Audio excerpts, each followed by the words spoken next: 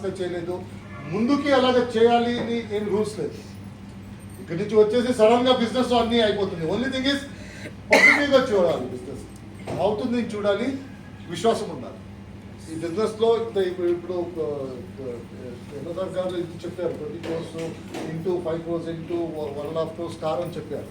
So it is not about MS గారు, మనం అందరూ చేయొచ్చు. ఇట్స్ నథింగ్ అబౌట్ నా చెక్కు, ఎంఎస్ఆర్ గారు చెక్కు, మీ లీడర్ చెక్కు ఆడది మాత్రం కాదు, మనము చేయొచ్చు. ఓన్లీ థింగ్ ఇస్ నేను స్టార్ట్ చేయనప్పుడు ఇప్పుడేమో ఈ చెక్ దొరికింది, ఇంటి ఉంది, కారు ఉంది, ఇదన్నీ ఉంది. నేను స్టార్ట్ చేయనప్పుడు నాకు తెలీదు, ఎలా చేయాలని తెలీదు. ఒక మాట ఏం తెలుసు అంటే నాకు కార్ కావాలి, ఎందుకంటే సిద్ధార్థ్ గారి కార్ మర్సిడీస్ చూశాను, సిద్ధార్థ్ గారి చెక్ చూశాను, పెద్ద పెద్ద లీడర్స్ చెక్ చూశాను, ఇంటి చూశాను.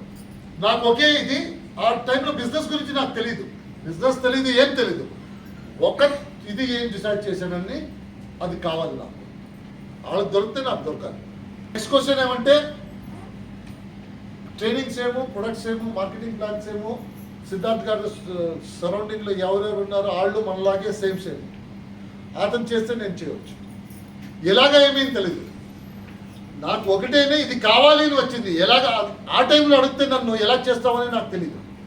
ఫస్ట్ డిసైడ్ చేయండి. ఇప్పుడు ఎంఎస్ఆర్ గారు ఆ రోజు 10 lakhs 50 lakhs తెలీదు, ఎలాగ జరుగుతుంది, 10 lakhs ఎక్కడి నుంచి వచ్చింది, ఎవరు డౌన్ లేదు, ఏంటి ఏం తెలీదు.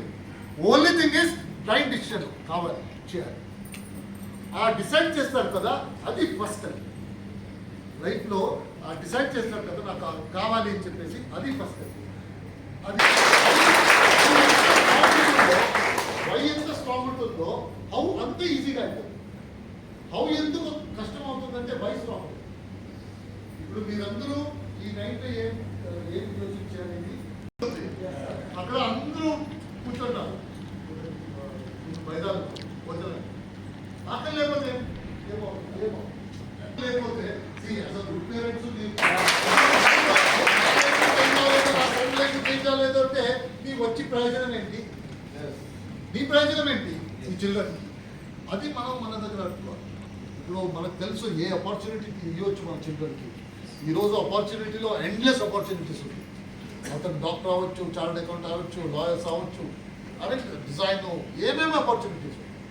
అదన్నీ ఇవ్వటానికి మన కాంట్రిబ్యూషన్ ఎడ్యుకేషన్ ఇవ్వాలి. వాళ్ళ లైఫ్ చేంజ్ చేయాలంటే ఎడ్యుకేషన్ ఇవ్వాలి. ఇప్పుడు ఎడ్యుకేషన్ ఇవ్వాలంటే మనం వాళ్ళు చేయాలి.